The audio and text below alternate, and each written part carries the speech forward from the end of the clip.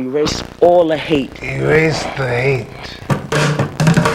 Show is about performers. about art. This is a show about The roots of hatred. boom! Bigots!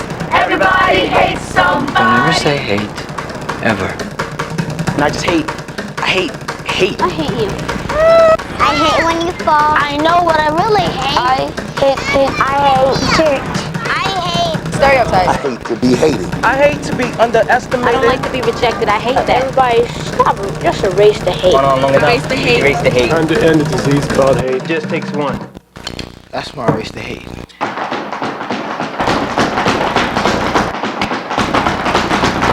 Erase all the hate. Boom, it's gone. It just takes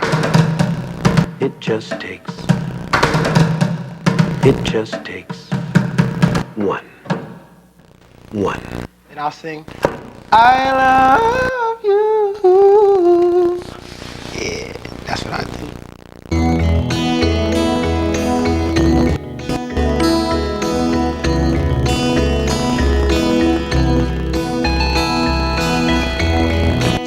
Takes one to stand and fight for what we all know is right.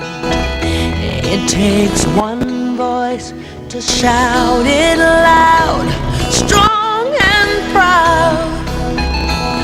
And like an idea whose time has come, you should know I am such one.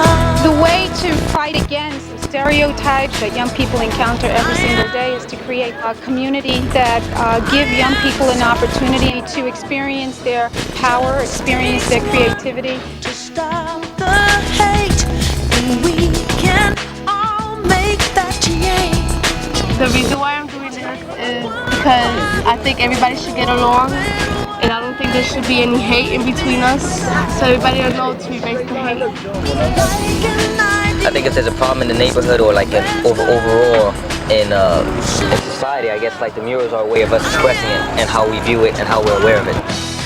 Feel the pain, I hear the cries, can't close my ears, won't close my eyes. Some people decided to draw something that's happened to them. You know, I drew, me and my friend Anthony walking the street and being looked at, or said something about the way we looked or acted. We feel that it's necessary to educate young people and their families to deal with all of these isms like racism, sexism, homophobia, and all of these other diseases that kind of plague our society. And a mural is like a perfect example and vehicle for that. It may not change the world or whatever, but it just makes us feel like, we accomplished something and our work is up. And, and the creative process in doing it and drawing it is also like the most incredible.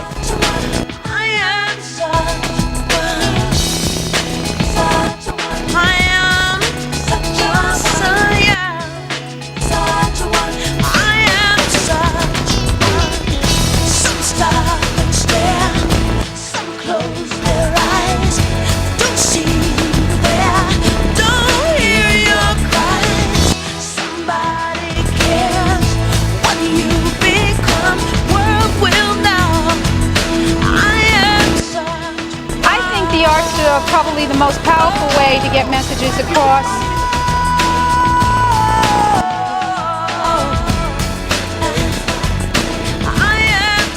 I don't think hate and prejudice will stand in my way. I'll overcome them. I think it's fantastic. In 2 days, they've accomplished an incredible amount. Beautiful. It's very, very, very beautiful. What we've become. Now you know I am such a one.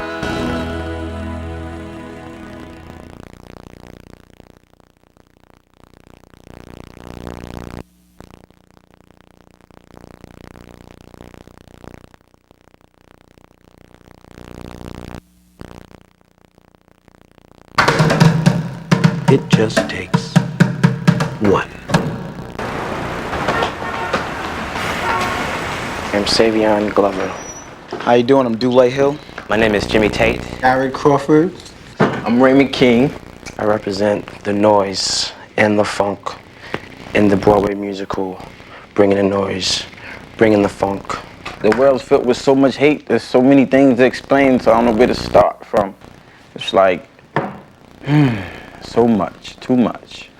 In my everyday life, things are coming against you because it's just who you are. People just, automatically make prejudgments without any kind of real knowledge about what kind of person. That's just frustrating, you know what I mean? That's where you just want to, like, grab somebody and just, I found it a good way to vent anger, tap, if you're frustrated, I mean, you just,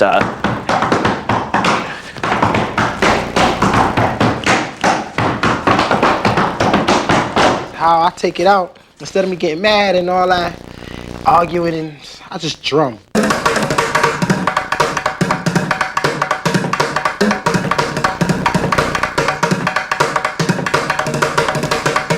Experience I've had where someone judged me without knowing me. Well, actually, it happens to me all the time. And the most recent one is I could, like, walk out the theater, I'll be signing autographs, people say, hey, great show, I'm like, thank you. All right, see you later, thank you. Start walking down to the garage, go wait for my car. My man goes to get the car while I'm waiting. Someone walk up the alleyway and see me. I could have on like a suit and they'll automatically come and give me a ticket. Like reach out and give me a ticket as if I'm supposed to like take it and go and get their car for them. It makes me feel vexed.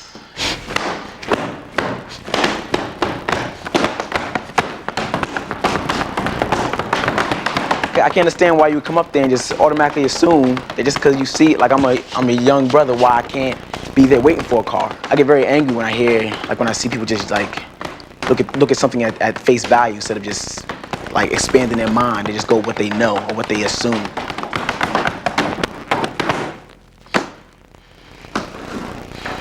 That's what I would say.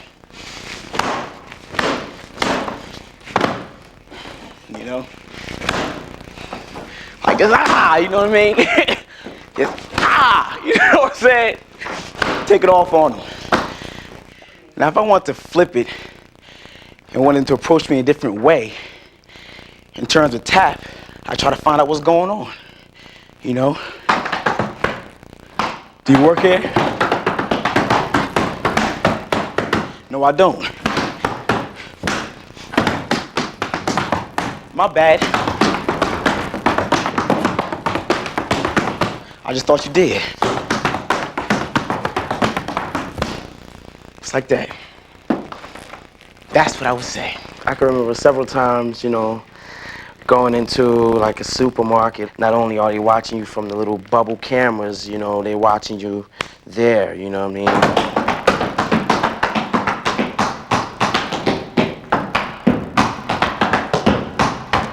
Because they watching me, they thinking, I'm gonna go in there and try to steal something. That was like, chill. Be calm. Don't worry about it. I'm not gonna steal anything from you. I just came to get something to drink or something, People think maybe you have on a hat pull down, that you scheming and trying to get at something. People constantly staring at you. But nah, it's just, my head is cold,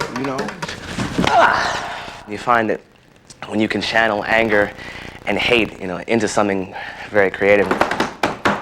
Music, lyrics, tap, art. If I can find a way, if I can, do a little 2-minute, 3-minute tap piece where, everybody just loves what I've done, that's getting back at all those people who made me angry for whatever. So when I feel angry, when I feel, I just want to channel it into something good to be able to flip it around and send it back out to an even larger group of people on the positive.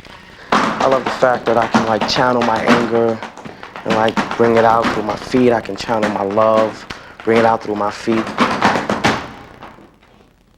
I just jigging them.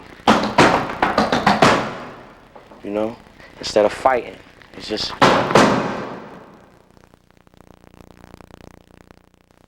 Every time I can't catch a cab, every time a nervous woman grabs her bag, every time someone sees my physicality, they know not of my reality. Who I be, who I am, in my spirit, my heart. Let's start. Art is for the powered and the privileged. How many of you agree? How many of you are racist, sexist, homophobic? Come on, raise your hands. You have the power to. This world gives you the power to. When you walk into a room, people stop and notice. So come on, raise your hands. I am 5'9", 187 pounds, loud, a lesbian. How many of you want to leave the room?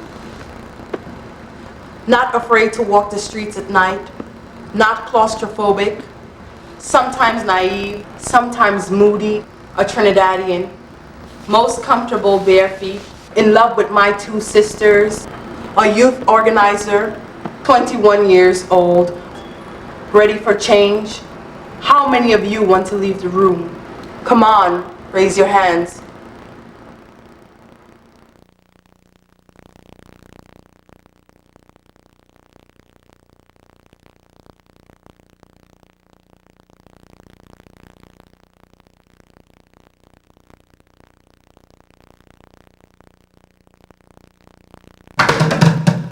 It just takes one.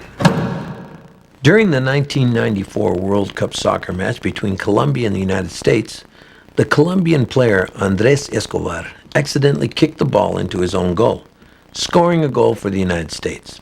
As a result, Colombia lost the game and was eliminated from the World Cup competition. 9 days later, Escobar was brutally gunned down, murdered, in a Colombian parking lot. In response, Colombian playwright Bernardo Solano wrote this monologue.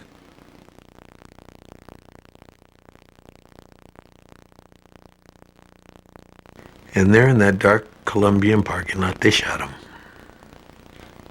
Thanks for scoring the goal for the U.S., and here's a bullet for your trouble. Goal! Boom! Goal! Boom! Goal! Boom, boom, boom, bang, bang, die. How many bullets is it going to take before we stop doing this? But this time we've done it in front of the whole world. Guy from Colombia whose only crime was to play a sport for his country. Now, I was asked to write a short play about hate, but play is the last thing I feel like doing. I'd rather just sit here and talk to you for a couple of minutes if you don't mind. Let me tell you about what happened to me in the 9th grade. It was my first year in high school, and we had just moved to the suburbs. There were maybe a few dozen ethnic students in the whole school. It's a Saturday, and I'm at a football game. I go inside the school to get a drink of water, and I'm standing at the water fountain. A much larger Anglo kid walks right up to me and asks me what I would do if he hit me in the face. Now, I consider running for a moment, but for some reason that doesn't seem like a good idea. I guess I could kick him in the nuts and then run, but that doesn't seem so smart either. A big part of me wants to ask him who the hell he thinks I am. I mean, what did I do to deserve the random act of violence I see fast approaching? Another option comes to mind. Scream. Scream your head off and then run. Now, I don't know why I keep coming back to the running thing, but I keep telling myself that's not the solution. Well, time's about up. My 3 seconds have become 4, and my tormentor's waiting for an answer. Finally, I come up with the only possible answer. Nothing. That's what I say to him. I would do nothing. And with no further delay, he winds up and delivers a freckled fist right between my eyes. Now my head snaps back and my vision blurs, and I stand there motionless. I neither hit back, nor do I run, nor do I cry. He's surprised. And to cover his surprise, he laughs a quick, "You're crazy!" kind of laugh, and saunters off, and I'm still standing there. I'm not done yet. My brother and I used to react to certain foods with some amount of disdain. We'd say, "Ugh, I hate lima beans." The same with TV shows like, "Ugh, I hate Bonanza." Anyway, one time I let loose one of my I hate tirades, and my father happened to be within earshot. He rushed up to me and told me with a kind of urgency I'd never heard in his voice. He said to me, "No vayas a decir esa palabra. Don't ever say hate. Ever." That was it. End of lecture. But I never forgot it. So when I found myself some years later standing there at that water fountain with my face punched in, I didn't hate the owner of the freckled fist. I couldn't. I couldn't find it within me. I couldn't hate him. I wonder what was going through the mind of the soccer player as he was being shot in that parking lot. And for some strange reason, I find myself hoping that he didn't hate his killers at that moment. And I hope you don't think we all commit such acts of violence. And then I wonder how many of us have found ourselves standing in front of a water fountain with our faces smashed in. How many of us are still standing there?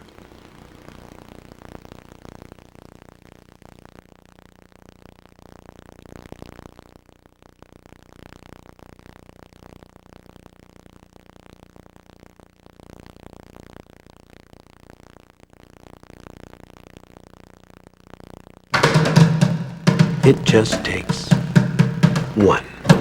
Hi, I'm Liz Suedos, and I put together the Hating Pot because I was extremely upset about how Jews and blacks were fighting each other, and others, Asians and Latinos, but Jews and blacks. And I thought that if we reached out into the community, with kids and adults, and did a show based on all these issues, that we could come to some kind of understanding. We are now a choir. We are going to sing a Yiddish song that children sang in the Warsaw Ghetto before the Nazis shot them. We're going to sing now.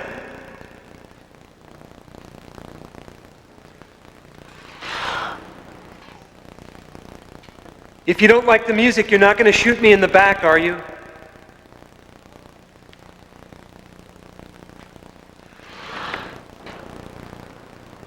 You see, if you're a certain race or religion, you can get killed for a song. I'm not kidding.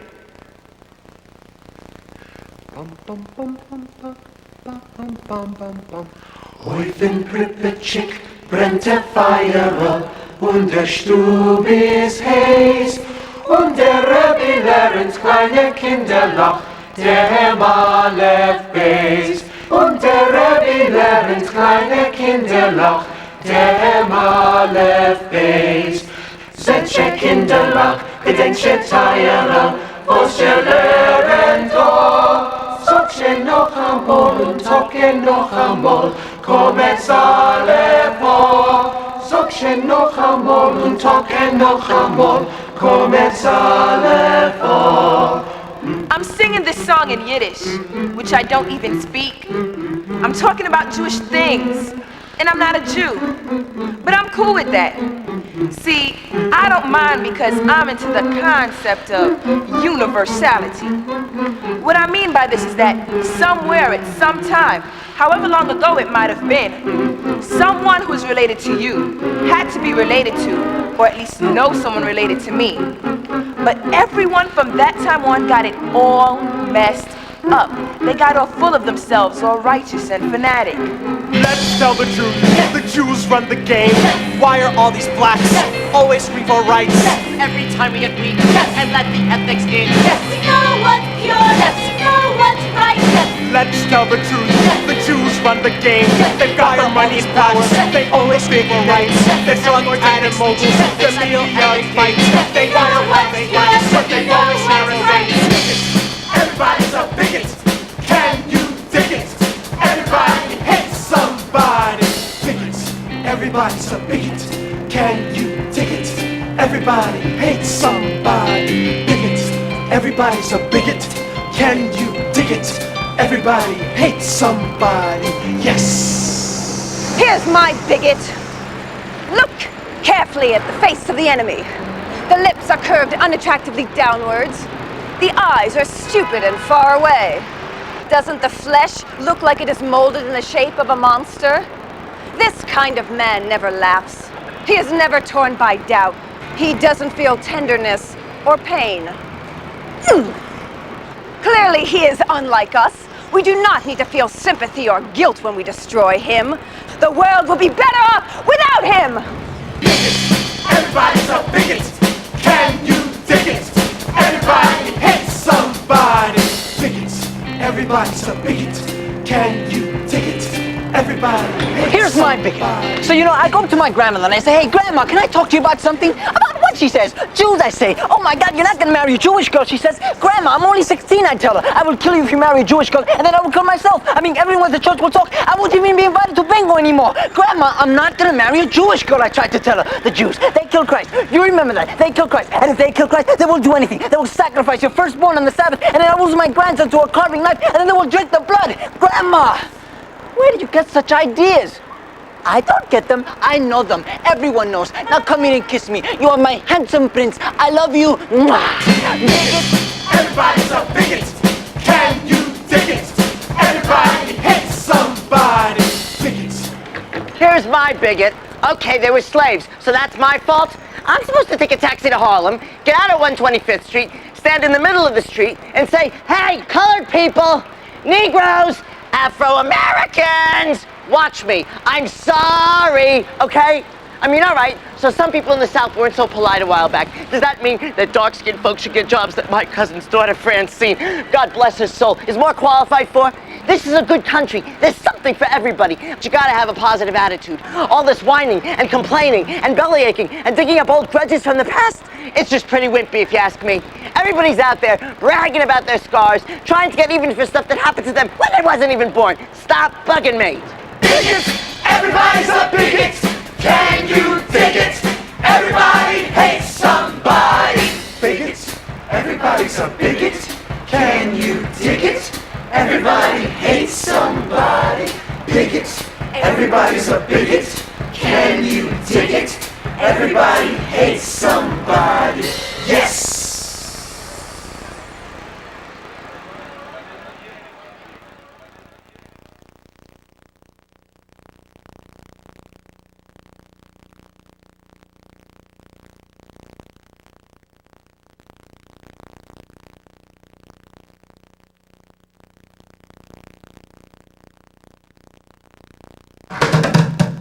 It just takes one. My name is Marley Matlin. I'm an actress who happens to be deaf, a mother of a girl who's 7 months old, and a wife. I became deaf when I was 18 months old. We lived in a suburb where there were lots of kids in the neighborhood. And a lot of times I was made fun of because I was deaf. Because I used my hands to talk, and I spoke, even though I didn't speak just like everybody else, just like the hearing children, it sounded funny to them. And I always wanted to be the leader. I always wanted to be the pitcher or the, just the one there to play with the kids. And there were a lot of times where I had to fight for my independence, and I had to fight for my right to be where I wanted to be. The right to play with them. I remember one girl who said, you really talk funny, and you really bother me. And I said, well, okay. Well, one thing that bothers me about you is that you have curly hair, and I have straight hair. And she looked at me, and she didn't say anything. And then we became best friends. They see me everywhere. My hands in constant motion. For you, the world is so much different. But I have got a notion. We may not be so different after all. But we have dreams.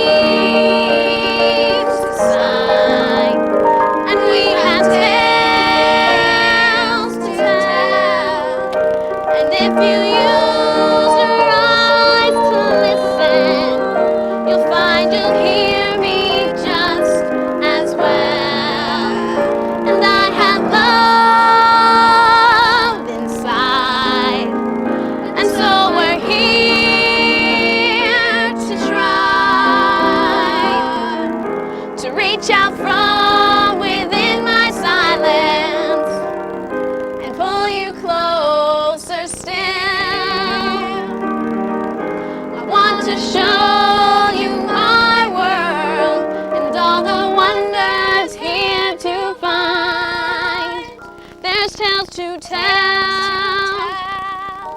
dreams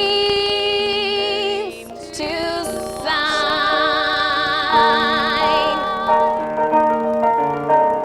I want to show you our world and all the wonders here to find.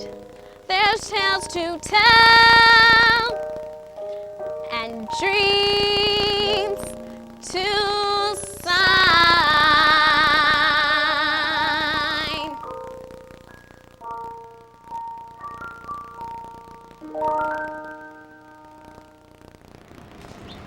I'm sad when people don't like one another.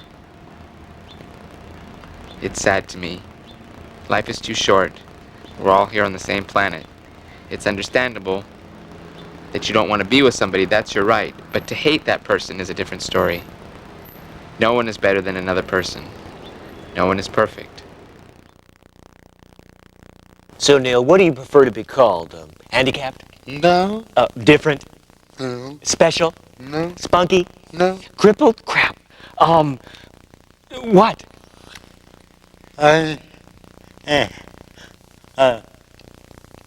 Person. You're a person? Yeah. Oh.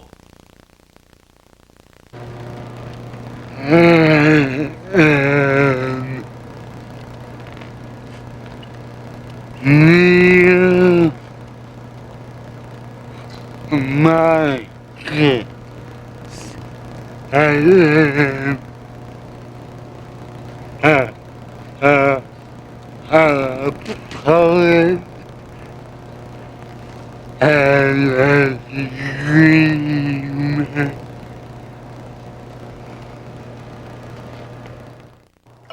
Hi? What's wrong with your foot? Can you talk? No. Oh. Do you bite? No. Oh. Are you scary? Yeah. Me too. Arr. Arr. Disability is not a brave struggle or courage in the face of adversity. Disability is an art. It's an ingenious way to live. Well, who would ever think of living that way if they weren't already disabled? Answer? No one.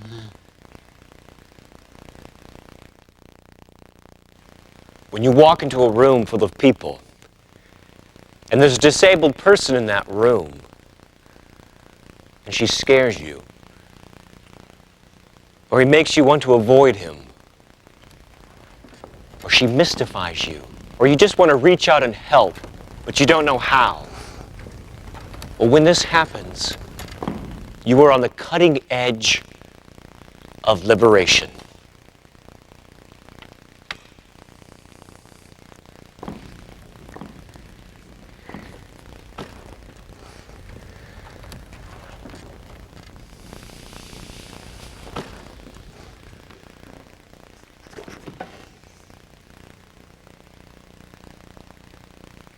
It is the experience of being different. It is the experience of seeing life from another point of view. It may be a contemplative or introspective experience. It definitely causes one to think. People are curious about us. They wonder where we come from, where we're going, and where we've been. See a disabled person clearly, and chances are you'll see yourself clearly. When this happens, there are no limits.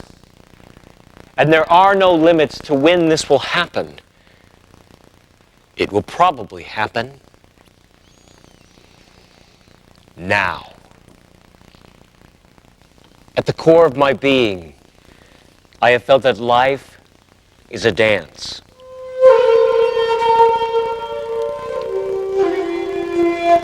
that my life is a dance.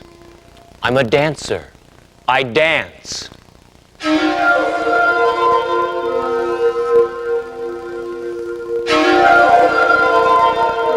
Knowing this has given me a great sense of pride. The world says, you are a spastic quadriplegic. I say, I'm a dancer. There is a new movement happening in the world. People are beginning to realize they are more than what they've been told they are. The flame is fanned, and the fire spreads. Every moment is a new moment to do what's never been done before.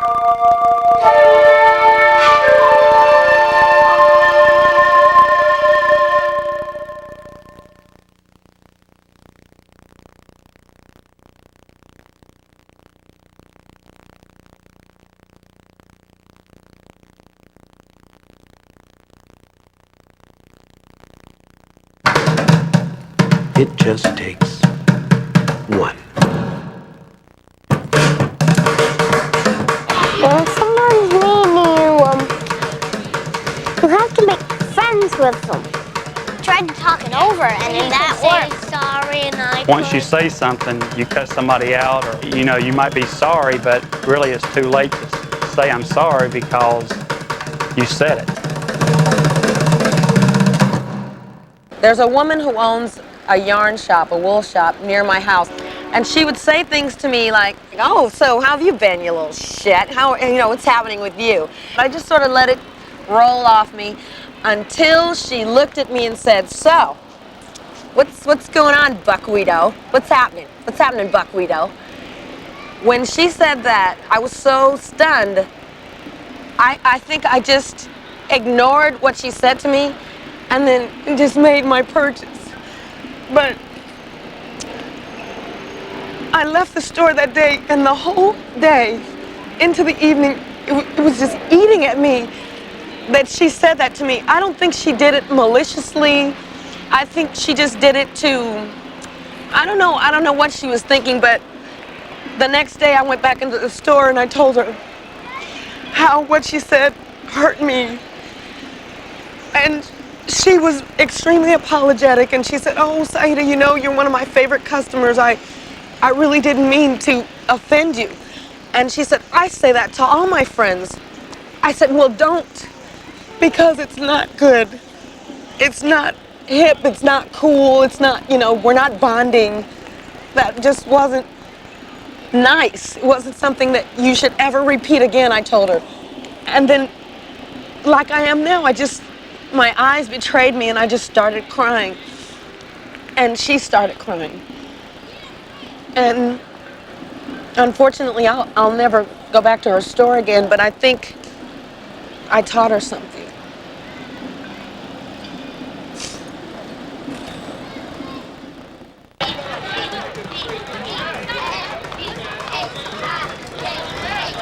I had a lot of experience where people would talk about me and say mean things about me.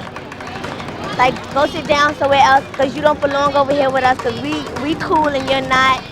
Or I'm popular and you're not. Or you're ugly, I'm cute. In this society, the ideal was blonde, blue-eyed, straight nose, pale skin. And the paler your skin, the better it was supposed to be. The straighter your hair, the better it was supposed to be. The thinner your nose, the better it was supposed to be. I just finally came to terms with, my hair in my adult life because it was a torment for me in my childhood.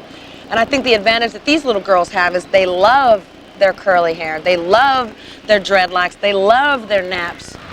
My hair is like curly hair. Fuzzy, curly, nappy. And they call the dreadlocks. And I like them. I like my hair. It's beautiful. My hope for nappy head is to just express an opinion that nappy hair is not bad, it's not wrong, it's just different. I have to brush and I say, ow, ow,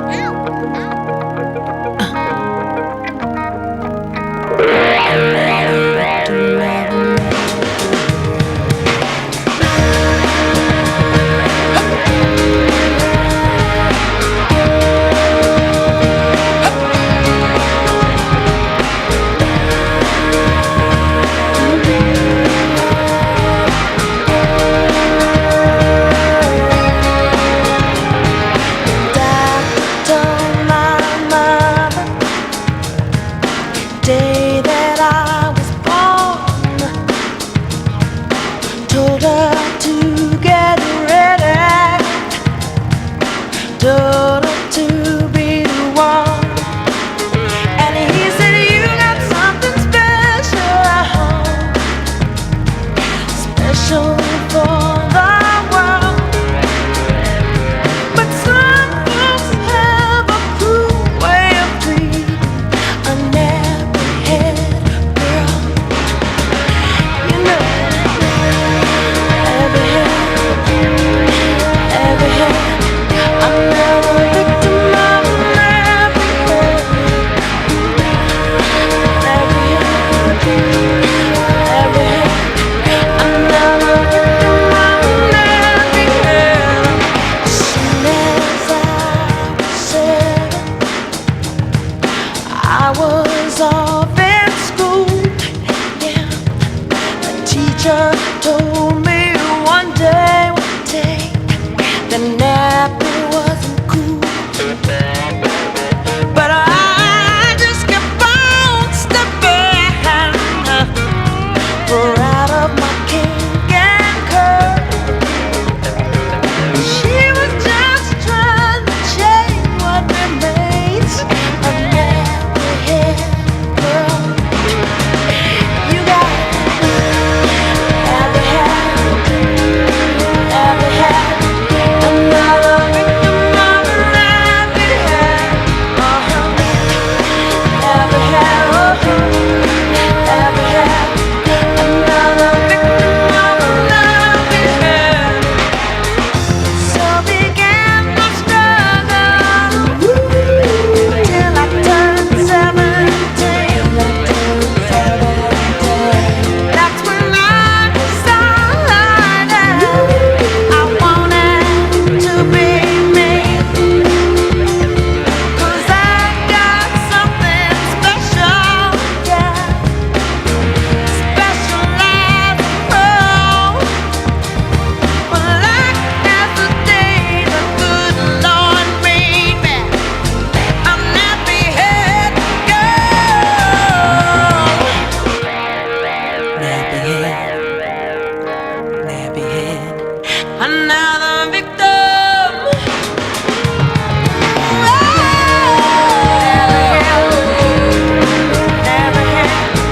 Another victim of a nappy head. Every head, another victim of a nappy head.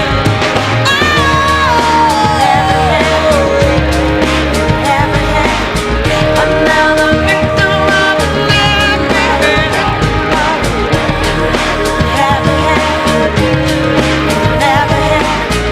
Another victim of a nappy head.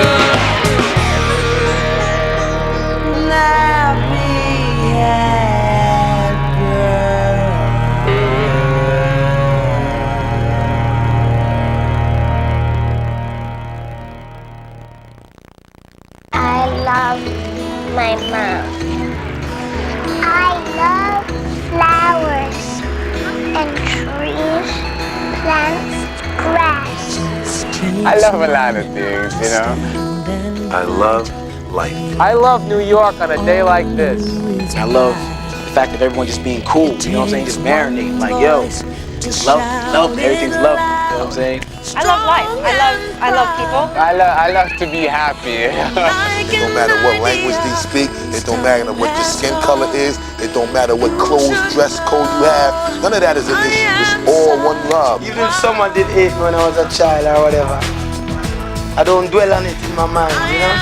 We try not to hate. I mean, it gets you all riled up. You're trying to just wipe it from your mind. What do I love? I love my family, you know. I love my family and my son. I love my mother. I love my wife and kids and all my family. I love my newborn daughter. I love my husband. I love acting because that's one dream that I've always had growing up. I love doing that. That's like what it's really all about. You know, if we instilled ourselves with great passions, great feelings of love, we can conquer anything.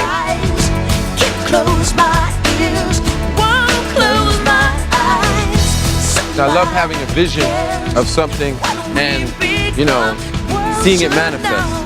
I just love to dance. I mean, besides my love for my family and everything like this, and my love for my life.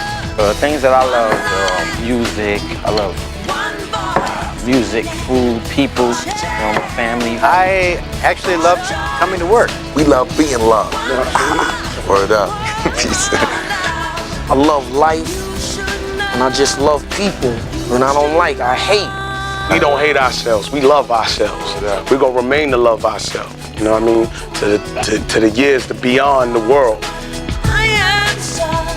I've learned to love myself. I'm not afraid to admit that. I love to feel contented. I love the community that really gave me the opportunities and the love and the caring and the support to do the kind of work that I'm doing now. A great revolutionary is motivated by true feelings of love. Stand out and get involved.